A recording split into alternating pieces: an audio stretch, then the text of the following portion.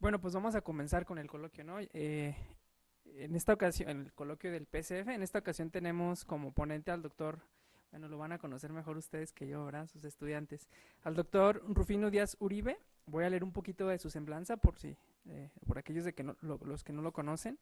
El doctor Rufino Díaz es físico, maestro y doctor en física por la Facultad de Ciencias de la UNAM. Su área de especialidad es la óptica y actualmente es investigador titular del Instituto de Ciencias Aplicadas y Tecnología de la UNAM. Desde 1978 es profesor de la Facultad de Ciencias, en donde ha sido un entusiasta promotor de la enseñanza de la óptica. Ha desarrollado los métodos de deflectometría para la prueba de superficies ópticas asféricas y de forma libre por la técnica de pantallas nulas, alrededor de la cual se ha desarrollado su grupo de investigación en pruebas ópticas. Ha liderado o lideró más bien la creación del Laboratorio Universitario de Fabricación de Equipos Ópticos y el Laboratorio Nacional de Óptica Visual, ambos en el ICAT. De acuerdo a Scopus, la web Scopus cuenta con un total de 125 publicaciones que han sido citadas alrededor de 1000 veces. Ha dirigido un total de 35 tesis, 20 de licenciatura, 10 de maestría y 5 de doctorado. Ha solicitado 3 patentes nacionales y se le ha otorgado o concedido una de ellas ya. Recibió el premio Universidad Nacional en 2019 y la distinción Universidad Nacional para Jóvenes Académicos en el 96, ambas en el área de la docencia en ciencias exactas. El doctor Rufino ha sido designado como Senior Member de la SPI en 2016 y de la OSA, que ahora es óptica, en 2019. Es investigador nacional nivel 2 del Sistema Nacional de Investigadores y ha sido profesor de tiempo completo en la UAP, Puebla, investigador visitante en INAOE, también en Puebla, y en la Universidad de Arizona. Además, ha sido secretario general de la Sociedad Mexicana de Física y presidente de su división de óptica. Y en 2016 fundó la compañía Bleps Vision, bueno, Bleps Vision, no sé si está en inglés, Rufino, para el desarrollo comercial de un topógrafo corneal portátil que él mismo inventó. Entonces, pues muchas gracias, Rufino, por estar aquí con nosotros y te cedo la palabra. Listo, muchas gracias, Víctor, y a los asistentes a este coloquio. Este es el posgrado en Ciencias Físicas y para los estándares, yo soy egresado de esta maestría y de este doctorado, conozco lo que es este posgrado y lo que les voy a hablar es algo bastante pedestre para ellos, para estos niveles, pero es importante que vean que un físico puede dedicarse a otro tipo de cosas que no sean altas energías, cosmología o cosas bastante interesantes, pero más elaboradas. Es algo relativamente sencillo. Les voy a hablar entonces sobre la metrología, o sea, la medición de superficies de forma libre. Este es el póster que nos hizo favor de hacer el coordinador del posgrado, y de lo que les voy a hablar primero un poco, porque sé que hay poco conocimiento de mucho de lo que les voy a hablar. Entonces voy a empezar con cosas simples, bueno, simples, un poquito más, empiezo con cosas simples y las complico un poco para hablar de aberraciones ópticas. Les voy a hablar de qué son las pruebas tradicionales, el método que hemos desarrollado nosotros, el de pantallas nulas, cómo lo hemos aplicado a la medición de diferentes superficies, y en particular es el tema que me interesa hablar un poquito más hoy. Va a ser muy rápido, desde luego hay muy poco tiempo. Lo voy a comparar con el método de Scotts y algunos comentarios finales y agradecimientos. Bien, todo sistema óptico, la idea es formar la imagen. Si yo pongo enfrente de una lente, lente sencilla o complicada, la idea es que de cada punto, todos los rayos que parten de aquí llegan exactamente a otro punto, ya sea para el punto axial, para el punto fuera de eje, Y esto solamente es válido, es lo que aprendemos en la carrera, en la licenciatura en física, por ejemplo, y esto solamente es la aproximación paraxial. Esta es la ecuación de Gauss y quisiéramos que todos los sistemas ópticos fueran así, pero la verdad es que, bueno, esto es en términos de rayos, pero en términos de frentes de onda, lo que entendemos es que todos los frentes de onda que parten de una fuente puntual, cualquiera que sea sobre el objeto, vienen a converger de nuevo. La lente es un transformador de frentes de onda o desviador de rayos, como en el caso anterior. En este caso lo estoy viendo como un transformador de frentes de onda, divergentes en convergentes, y en un sistema ideal estos frentes de onda son perfectamente esféricos, pero ya les dije, eso solamente es un ideal. En la vida real, este es un cálculo, es un trazo exacto de rayos, una lente que tiene radio de curvatura 100, este de aquí, muy curva, menos 200, un poquito más plana, negativa porque está con curva, acá es convexa y aquí es cóncava en la dirección en la que viajan los rayos. Índice de refracción en el aire y el vidrio alrededor de 1.5. La separación entre las dos lentes, entre las dos superficies es 100 milímetros, y voy a colocar un objeto a 400 milímetros que está acá. Si hago un trazo exacto de rayos, yo veo que los rayos más cercanos al eje cumplen con la aproximación paraxial, pero conforme me voy alejando de el eje óptico, veo que los rayos ya no convergen al mismo punto. Esto es lo que sucede en realidad con cualquier sistema óptico, y el objetivo del diseño óptico, de la parte de instrumentación óptica que involucra el diseño, la fabricación y las pruebas ópticas, es lograr hacer lo más posible algo como esto, ¿sí? Entonces, pero para ello primero pues hay que elegir los radios de curvatura adecuados, los índices de refracción. Aquí no incluyo, por ejemplo, la aberración cromática, que también existe y hay que corregirla. Ahora, en vista, estos son cómo se ven los rayos, pero en términos de frentes de onda, este objeto puntual emite ondas esféricas perfectas, pero mi lente ya no los convierte en frentes de onda esféricos perfectos. Aquí parece que sí es una esfera o un círculo perfecto, pero conforme va avanzando vamos viendo que se va deformando. Inclusive aquí todavía esta parte es convergente hacia el punto de la imagen paraxial, pero esta parte de estos frentes de onda ya se volvieron divergentes. Realmente los sistemas ópticos, este es un sistema óptico relativamente sencillo, pero los sistemas ópticos son extremadamente complejos, ¿sí? Y para poder hacer un buen sistema óptico requiere todo un trabajo que se ha desarrollado esencialmente, sobre todo el siglo pasado, y se conoce muy bien. Este sería, para comparación, una circunferencia centrada en el punto imagen paraxial, y pueden ver que no son iguales el frente de onda real y el ideal. Este ya ha amplificado lo mismo, y aquí hay algunas definiciones. Para cada rayo, la distancia del eje óptico, perdón, de la imagen paraxial o la imagen ideal a la posición donde cada rayo cruza con el plano imagen, es lo que llamamos la aberración transversal. Esto en términos de rayos. Si lo veo en la dirección del eje óptico, es la aberración longitudinal, y en términos del frente de onda, la distancia, la separación entre los dos frentes de onda, el real y el ideal, la esfera, siempre el ideal va a ser una esfera, es lo que llamamos la aberración del frente de onda.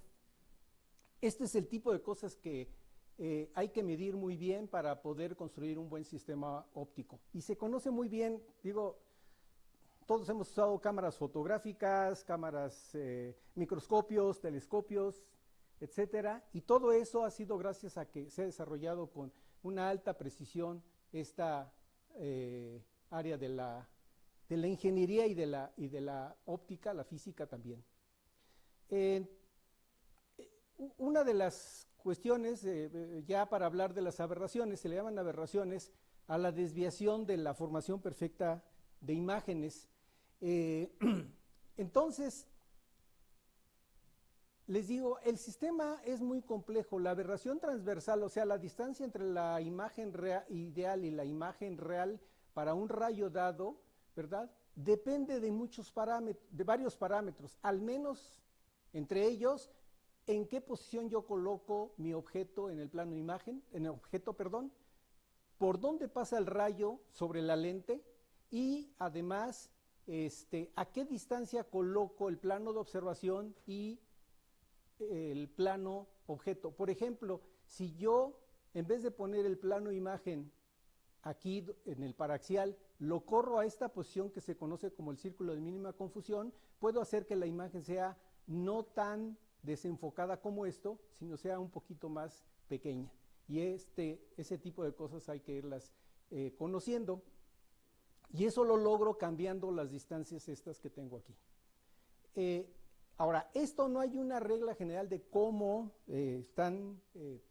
cómo se construyen, y la mejor cosa que podemos hacer es hacer una descripción de forma aproximada. La primera aproximación es el caso paraxial, que ustedes ya lo vimos, lo conocen, es el caso ideal, pero lo que sigue del caso paraxial es lo que se llaman las aberraciones. Y esas aberraciones, o sea, la distancia esta, en el caso paraxial delta X y delta Y valen 0, y esto es la proyección en la dirección X y en la dirección Y de la distancia entre la posición del rayo en el plano de imagen con respecto al ideal.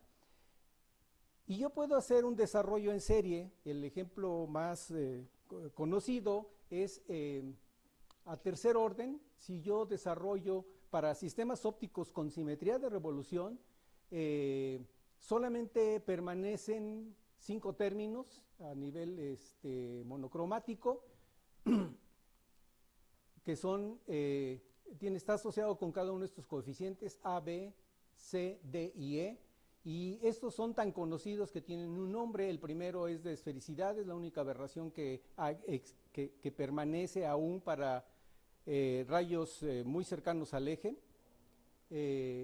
para cuando el objeto se encuentra muy cerca, sobre el eje estrictamente, o sea, cuando X mayúscula, cuando el objeto lo pongo en el eje, X y Y valen 0, y todos estos términos se hacen 0, solamente permanece la aberración esférica. Luego aparece coma. Para esto hay que sacar el objeto un poco fuera del eje o mucho fuera del eje. Existen astigmatismo y curvatura de campo y distorsión. Estos se ven de esta manera. Como mi sistema tiene simetría de revolución, cada uno de estos rayos va generando, si lo giro alrededor del eje óptico, va generando círculos que no están igualmente espaciados, sino cada vez se están alejando de manera más rápida, que es lo que vemos aquí. Es la aberración esférica. La aberración de coma es el punto imagen paraxial se encuentra aquí, y de nuevo se van generando círculos, pero se van desplazando lateralmente dependiendo de en qué dirección. Esta es la dirección en la que se recorre el objeto. Astigmatismo es, en vez de todos los rayos que pasan por aquí, en vez de que formen un cono circular, forman un cono elíptico, de hecho, con excentricidad variable, y en la parte donde las elipses degeneran en un círculo es el mejor foco, y a partir de ahí están alargadas en una u otra dirección.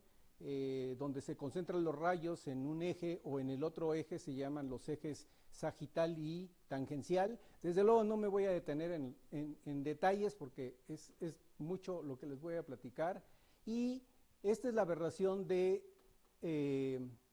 distorsión. Esto lo vemos muy bien cuando sacamos nuestras fotos. De repente vemos que los objetos del borde están medios alargados, de repente vemos una cara ahí media alargada de alguna persona, y eso se debe a este término de distorsión. Esas son las aberraciones a tercer orden. Son muy conocidas. No sé qué sean esos. Creo que están entrando en Zoom.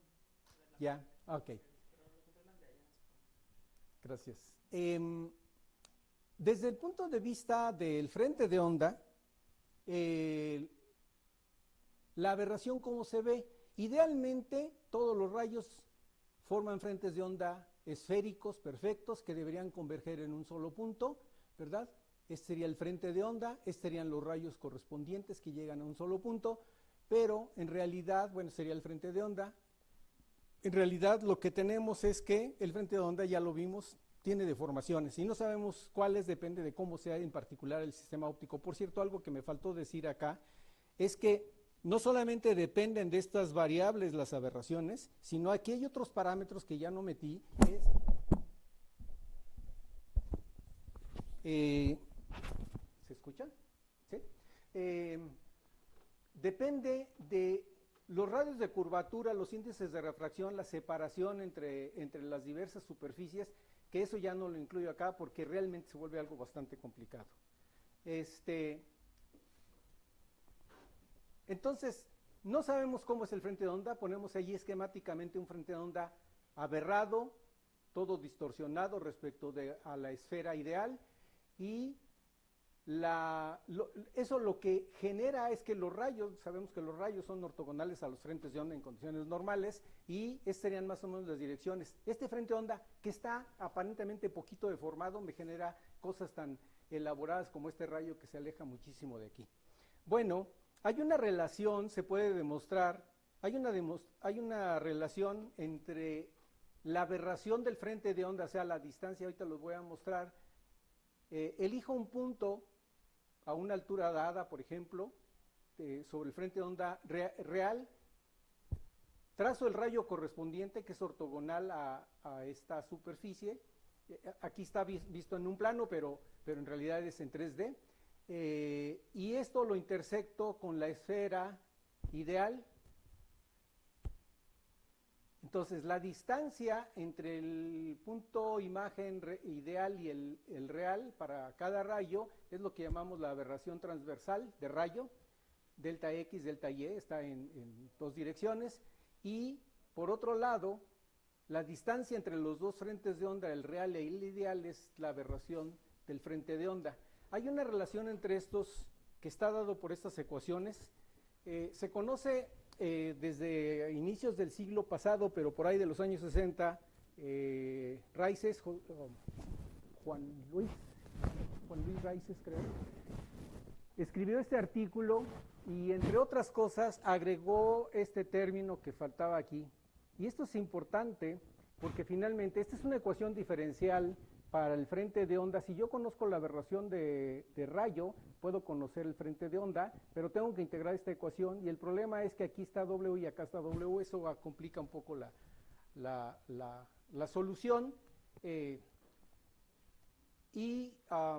Pero también puedo, si yo conozco el frente de onda, lo derivo respecto de la Xi y eta, son las direcciones paralelas a X y Y, solamente que vistos en el plano de la pupila de salida del sistema óptico.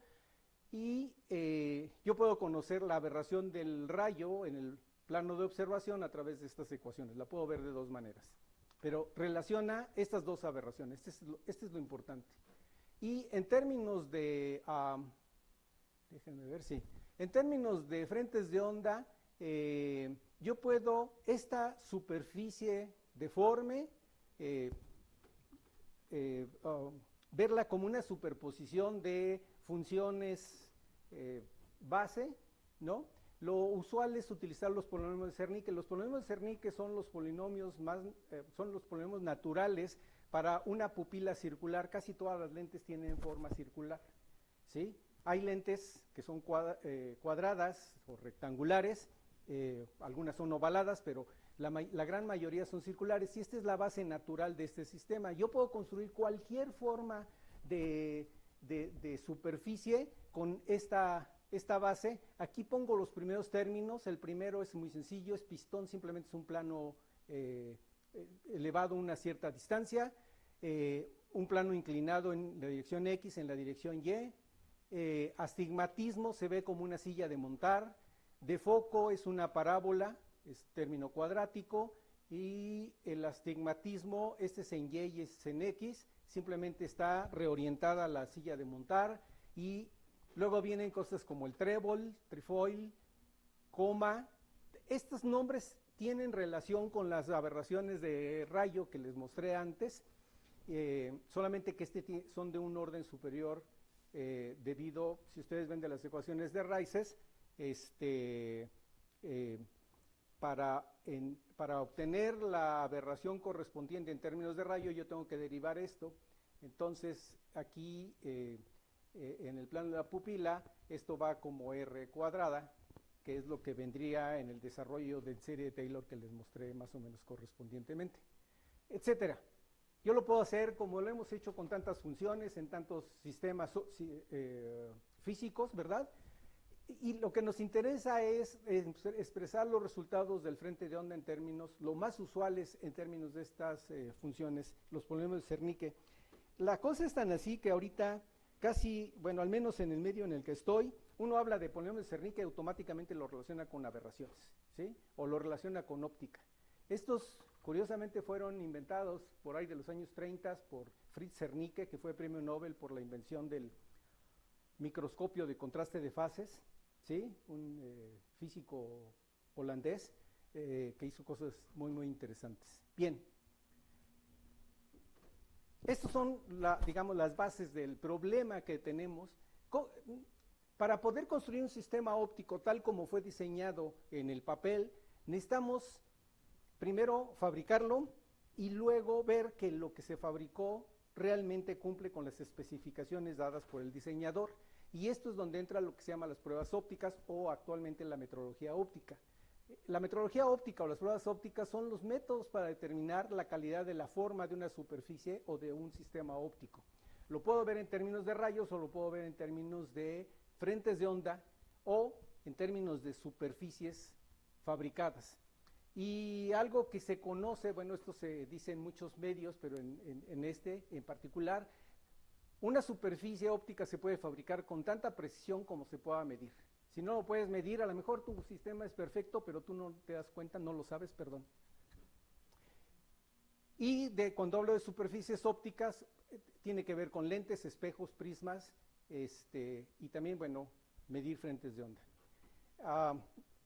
Algo interesante, este es el doctor Daniel Malacara, el primer óptico profesional en México, estudió en Rochester y en 1978 publicó la primera edición de este libro, el Optical Shop Testing. Él es el editor de este libro, no escribió todo el libro, él escribió varios capítulos, pero hay varias cosas interesantes. Una de ellas es que ha sido traducido al chino, al japonés y al ruso. La tercera edición fue en 2007 y es un libro de texto que se utiliza en muchas universidades del mundo en el área de pruebas o metrología óptica. Optical Shop Testing es el término asociado a pruebas ópticas de taller. Él además fundó el CIO, ya está retirado, se acaba de retirar hace 2 o 3 años, pero es algo realmente interesante. De las cosas importantes es que durante mucho tiempo solamente se utilizaban superficies esféricas. ¿Por qué? Porque son las superficies más fáciles de fabricar, las superficies más fáciles de diseñar, las superficies más fáciles además de probar. Solamente dependen de un parámetro, que es el radio de curvatura, y si acaso, pues la posición, pero eso finalmente es una traslación rígida a lo largo de cada uno de los ejes. Son económicas porque son fáciles de fabricar, tienen una amplia difusión, prácticamente toda la óptica hasta antes del año 2000 era de superficies esféricas, y recientemente con el uso de las computadoras, de las máquinas de control numérico y además para el diseño se han desarrollado, ahora yo creo que con la inteligencia artificial también, mucho de ello se está haciendo a través de las computadoras y esto en aquel entonces para poder corregir las aberraciones teníamos casi para cada aberración que queríamos corregir teníamos que meter una superficie adicional o un índice de refracción diferente. Y ahora se están diseñando superficies más complicadas. Entonces, la corrección de las aberraciones se tenía que hacer con múltiples superficies. La belleza de las superficies esféricas es que si yo pongo una fuente puntual en el centro de curvatura de esta esfera, los rayos van y vienen por la misma trayectoria y los frentes de onda que emite esta fuente puntual regresan exactamente por la misma trayectoria. Esta es una de las obviedades para nosotros de lo que es una superficie esférica, pero esto es muy utilizado o ha sido muy utilizado para pruebas ópticas. Las superficies esféricas son complicadas de fabricar porque ahora la herramienta ya no tiene simetría de revolución y además en cualquier posición va cambiando de forma. Entonces, si yo la muevo, va a deformar a la superficie que yo quiero fabricar. Y entonces se inventaron métodos de fabricación, por ejemplo, en el Mirror Lab de la Universidad de Arizona, una herramienta deformable que se va adaptando al cambio de forma, al cambio de radio de curvatura, no solamente radio de curvatura, sino forma más en general, al moverse a diferentes regiones de un espejo asférico. Pero también recientemente ya se pueden se venden superficies moldeadas de alta calidad en plástico y se utilizan máquinas de control numérico. Esto ya prácticamente lo puede hacer uno en un taller más sencillo. Hay técnicas de electroformado, esto sí lo desconozco, pero hay unas máquinas ahora, y ahorita les voy a platicar por ahí, de algo que hemos hecho con máquinas de, ¿cómo se llama? Impresoras 3D, inclusive. El problema es ya no tanto fabricarlas, ahora el problema es cómo averiguar la calidad de estas superficies. El problema con estas superficies es que las pruebas tradicionales, por ejemplo, las pruebas interferométricas que son de muy alta precisión, utilizan este principio que les mostré de que cuando llega el frente de onda a la superficie y la superficie ya no tiene la forma esférica perfecta, entonces el frente de onda se deforma, contiene aberraciones, y entonces esto tenemos que compararlo con otro frente de onda. Este es un interferómetro tipo Twyman Green. Llegamos al plano de observación y este es un divisor de haz. Estamos viendo el haz transmitido y luego el haz reflejado, y para el haz reflejado primero, que es y aquí tengo una superficie de referencia. Esto es lo que también hace más complicadas las pruebas interferométricas, que necesitamos una superficie de referencia usualmente, no siempre. Hay otros interferómetros que no lo necesitan, pero también tienen otro tipo de complicaciones. Esto reproduce el frente de onda que llega, lo regresa y vemos el haz transmitido en el divisor de haz, y acá en la región donde se superponen en el plano de observación, lo que observamos es un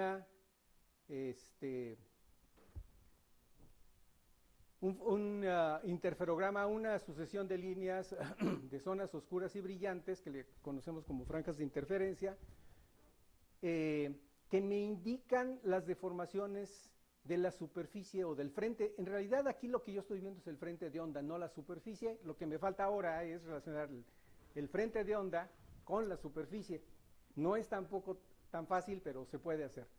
Esencialmente se desalinea un poquito el interferómetro para producir franjas rectas o lo más rectas que se puedan. Se comparan con un patrón regular de líneas rectas, y se sabe que entre franja y franja hay una separación de media longitud de onda en los dos frentes de onda que interfieren acá.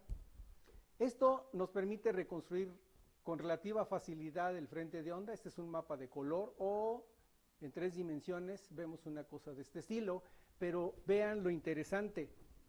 La escala aquí es 10 a la menos 5 milímetros, son 20 a menos 40 nanómetros. Directamente esto tiene una alta presión. ¿Por qué? Porque La escala con la que estoy midiendo es la longitud de onda de la luz. Si estoy en el visible, la longitud de onda alrededor en promedio es media micra, ¿sí? Y si puedo ver fracciones de micra, entonces, perdón, fracciones de longitud de onda, entonces puedo aumentar la presión de mi método.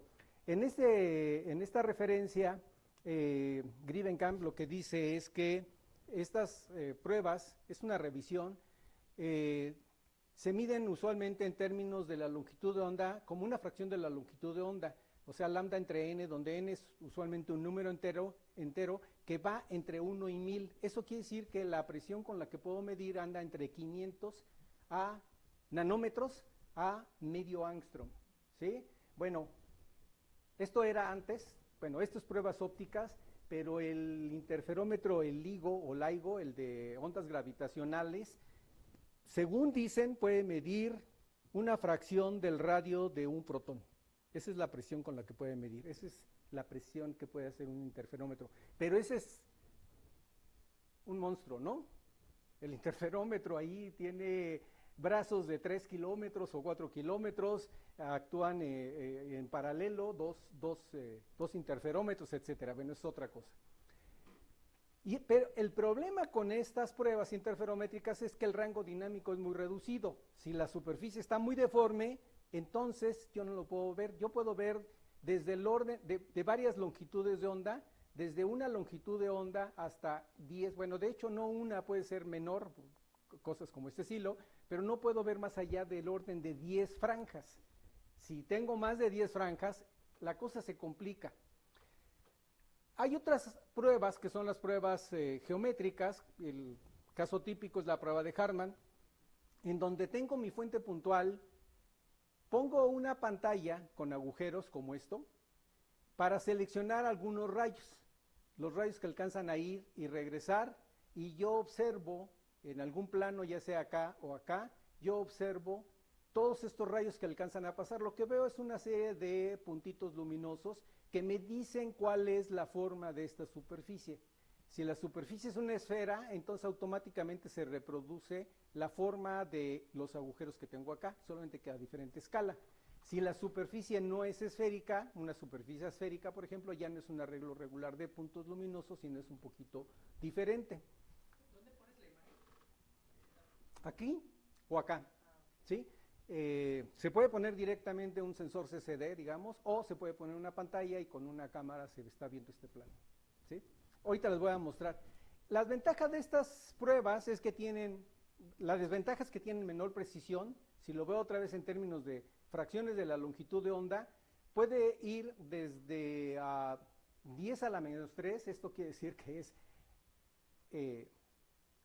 1000 longitudes de onda, ¿sí? O sea, varios milímetros. Sí puedo medir desde milímetros hasta alrededor, aquí no lo puse, del orden de, perdón, para n igual a 20 es alrededor de 500, 250, 200, como 25 nanómetros, ¿sí? En el mejor de los casos, solamente que estas presiones son difíciles de obtener.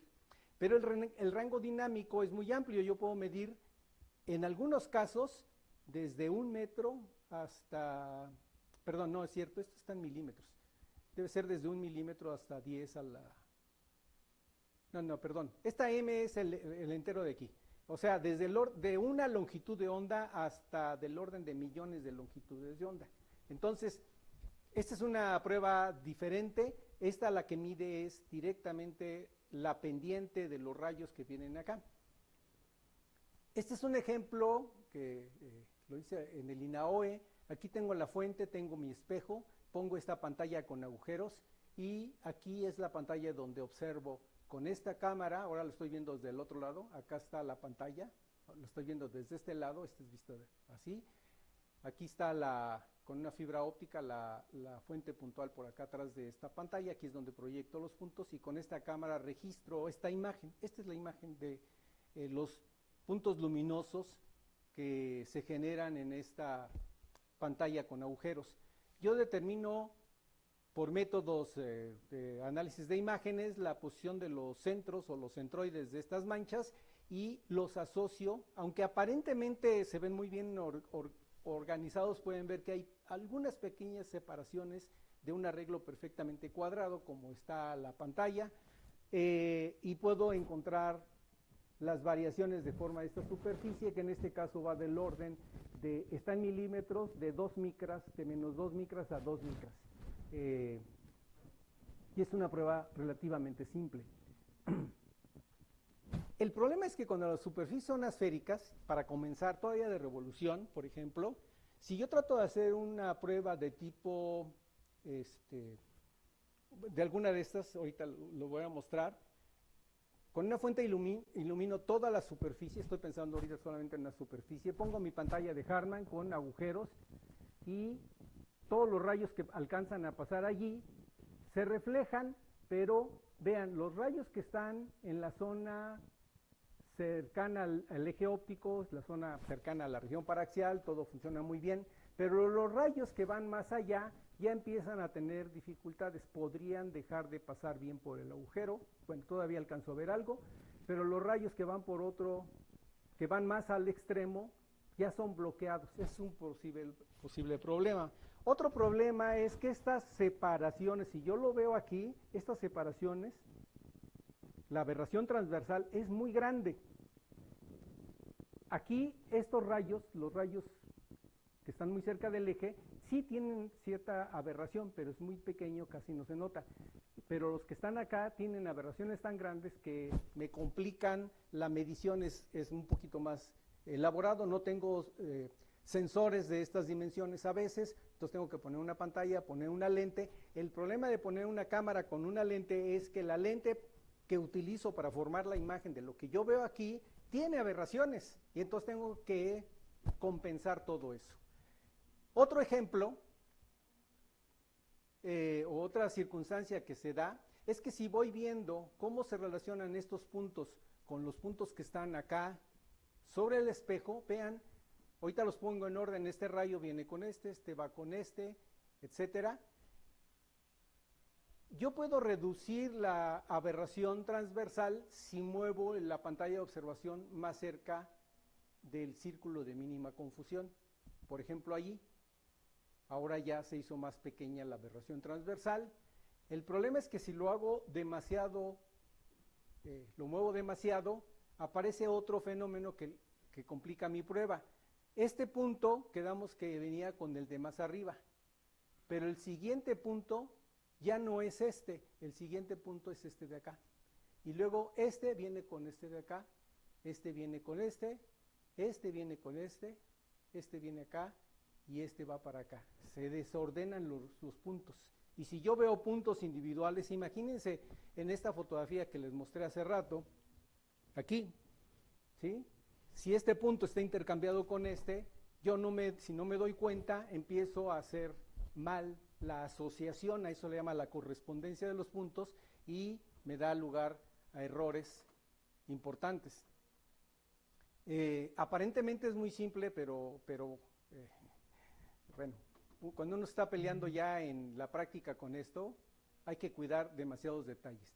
En el caso de las si yo quisiera medirlo interferométricamente, el problema es, como ya lo mencioné antes, es que el frente de onda se deforma muchísimo respecto de la esfera que se llama la esfera de referencia, que está centrada en el punto imagen donde debería estar, y tengo ahí el frente de onda con el que voy a comparar. Y esta distancia es lo que llamamos la aberración del frente de onda. En este caso está muy exagerado desde luego, es muy grande. ¿Y cómo evalúo aquí? Si yo mido la distancia entre estos dos frentes de onda, eso me da la aberración transversal, que es lo que le llamamos W. Genero una superficie aquí, esto tiene simetría de revolución, y si ahora, este es el corte de esa superficie, si ahora yo voy viendo dónde se localizan los puntos cada vez que cambia en lambda sobre 2 la separación entre estos dos frentes de onda, obtengo todos estos puntos. Si esto ahora los asocio con la posición donde se generan las franjas, lo que obtengo es un interferograma con esta forma, ¿sí? Aquí los anillos están muy delgaditos, todo lo hago grande para que se vea, pero cuando los frentes de onda, cuando las franjas son más gruesas, o si quieren verlo, cuando mi detector no tiene la resolución suficiente para separar estas dos líneas, empiezo a ver algo así como esto y llega un momento que dejo de ver, ¿sí? Se empiezan a perder, veo muy bien el centro, pero empiezo a perder la información hacia los bordes, ya más lejos es todavía más complicado. Y esto existe en realidad. Aquí viene una foto, esta es una foto tomada del Optical Shock Testing de este libro de Malacara, donde creo que yo estoy casi seguro que esta es una simulación hecha por computadora. Y el otro problema que surge es estas imágenes que se ven aquí, que no son franjas de interferencia, sino son franjas de moiré. Es lo que se llama el fenómeno de aliasing, cuando la frecuencia del objeto que estoy viendo o de la imagen que estoy viendo es muy parecida a la frecuencia con la que están separados los píxeles, empiezan a aparecer estos. Esto aparece lo han visto en televisión, cuando llega un personaje con una corbata de puntitos o de rayitas y se empieza a ver algo así medio raro, eso es el fenómeno. No existen esas franjas, pero se interpreta, eso es lo que interpreta el sistema de formación de imágenes. Y aquí les muestro otro ejemplo que encontramos estaba con mis alumnos viendo anillos de Newton, esencialmente es esta zona, pero conforme me voy alejando, porque son lentes de radios de curvatura grandes, pierdo las franjas de interferencia y vean cómo sí se vuelven a reproducir acá, pero aquí pierdo mucho de la información. Este es el problema cuando estoy trabajando con superficies asféricas. ¿Cómo se resuelve este problema? Esto viene en este capítulo 12 del Optical Shock Testing. Pues pongo una lente que me deforme al frente de onda que yo utilizo de esta fuente puntual, lo convierte en un frente de onda asférico y hago que todos los rayos que antes llegaban a diferente punto, los regreso a un solo punto o muy cerca, compenso las aberraciones y entonces ya puedo medir. El problema es que yo tengo que construir un sistema óptico particular para cada prueba que estoy realizando. Otra manera es generar un holograma generado por computadora, es computadora o CGH. El problema, estuve en la Universidad de Arizona y allí en el Mirror Lab tienen una máquina que me decían en aquel entonces, en los años 90, que les había costado $500,000, ¿no? Entonces, no es algo sencillo de hacer y de tener ahí en el laboratorio de uno, pero vean cómo este holograma lo que hace es cambiar el frente de onda esférico en uno asférico que empata con esta superficie, lo regresa y cuando yo tenía muchas franjas, con meter el holograma puedo hacer menos franjas y analizar el interferograma. Un problema muy sencillo, me voy a tratar de ir más rápido. Un problema muy sencillo que nosotros abordamos antes del año 2000, pero lo publicamos en el 2000, es el problema de las superficies convexas. Es una superficie, sigue siendo esférica, pero el problema con estas superficies es que los rayos que vienen de una fuente puntual ya no regresan acá por ser convexa, ahora se van en todas direcciones. Y entonces, ¿cómo le hago para captar toda la información que viene aquí? Lo que se hace es poner una superficie esférica concéntrica con esta que tengo acá, pero le tengo que hacer un agujero para que los rayos puedan pasar de ida y luego de regreso. Eso quiere decir que solamente puedo probar desde aquí hasta su equivalente de este otro lado, toda la parte central se pierde. Esto se conoce como el método de la esfera de Hindle. Tengo que hacer un espejo del doble del diámetro del espejo original y eso para un espejo, por ejemplo, imagínense que este es el secundario de un espejo astronómico que puede tener medio metro, 1 metro, 2, 3 metros, puede ser bastante complicado. El centro no se puede probar Y hay una solución que por ahí publicaron unos colegas que utilizando varias esferas, todas tienen que ser de igual o mejor calidad al espejo que se quiere probar. Y entonces si pongo otras esferas por acá, separadas, puedo disminuir la región, ahora sería un rayo que viene más, ya no lo puse, pero la región oscura, la que no se puede probar, es también la parte central, pero cada vez más pequeña. Lo que nosotros hicimos fue un esquema diferente, pensando que ponemos una fuente puntual, esto ilumina esta región de la esfera. Nosotros utilizamos un hemisferio con una esfera completa en realidad, y solamente podíamos probar esta zona porque todo esto es una zona oscura. Esto refleja luz en todas las direcciones, y todo lo que tenemos que captar viene siendo todo esto. Es algo muy complicado hacer una óptica que capte ángulos tan grandes, regiones tan grandes de luz. Entonces lo hicimos de una manera diferente. Si yo pongo una fuente puntual ahora del otro lado aquí, el rayo que pasa aquí rasante es luego vienen otros rayos, que estos ni siquiera pasan por la superficie esférica, pero si yo pongo un sensor acá, voy a encontrar dos puntos y uno de ellos ni siquiera tiene que ver con la superficie que estoy probando. Para evitar eso, ponemos un diafragma que solamente filtre los rayos que a mí me interesan, y después lo hago, con esto identifico el punto de interés, pongo otra superficie, otra fuente en un lugar similar, voy poniendo puntos luminosos en diferentes regiones y solamente los rayos que pasan por este orificio llegan al sensor. Con esto voy identificando, aquí voy midiendo el equivalente a la aberración transversal.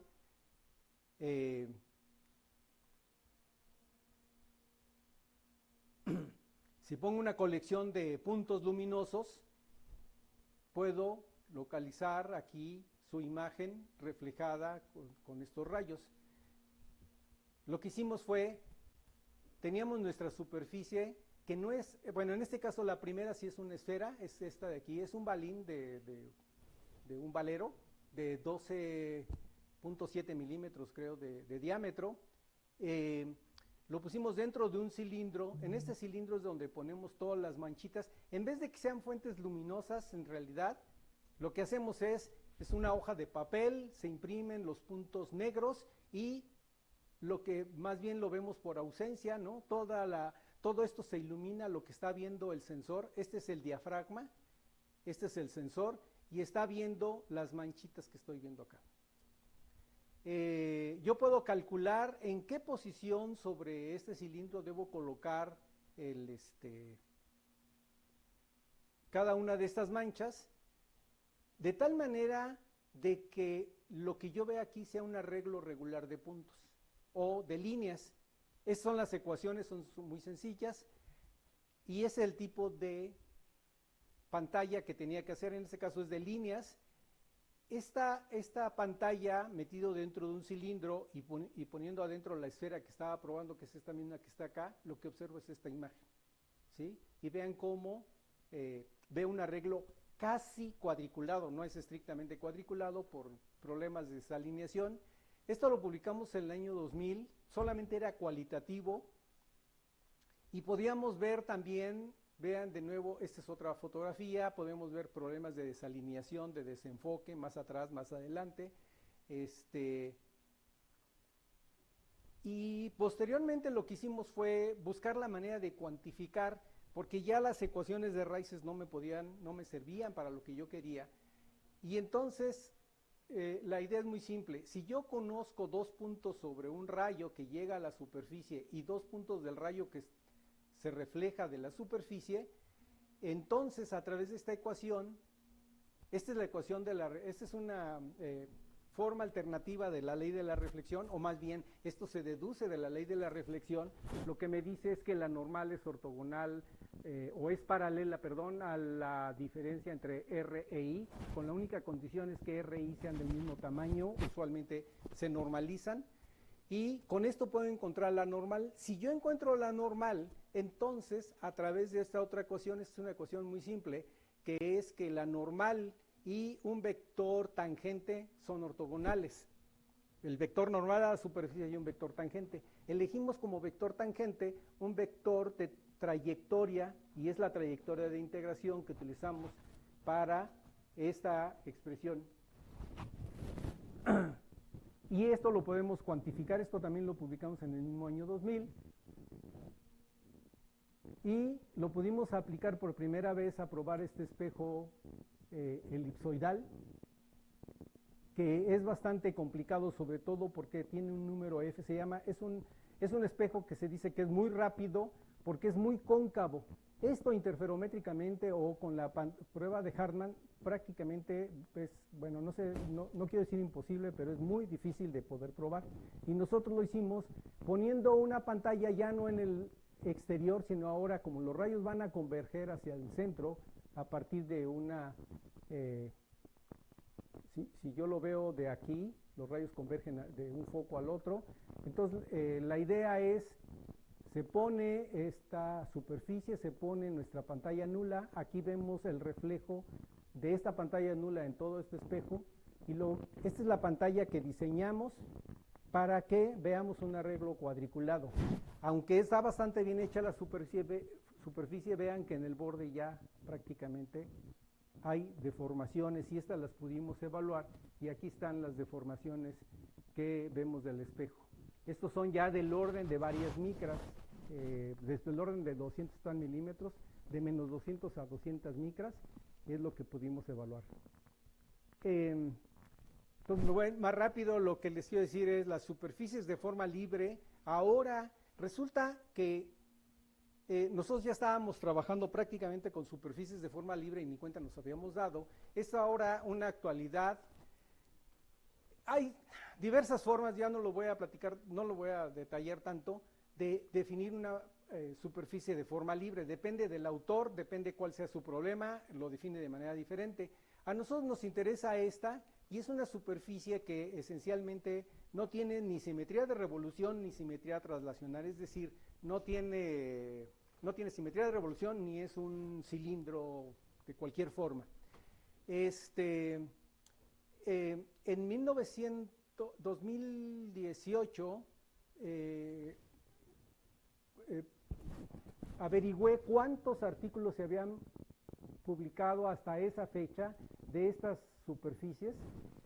En 2018 había 1193 en el portal de lo que antes era la Optical Society of America, o es óptica, y en tan solo 6 años prácticamente se ha duplicado el número de artículos. Esto muestra el auge que tienen estas superficies, porque con una sola superficie se pueden corregir múltiples aberraciones. Esa es la gran ventaja. El problema es primero fabricarlas, pero con las máquinas de control numérico, las máquinas de impresión 3D y todo eso se pueden hacer.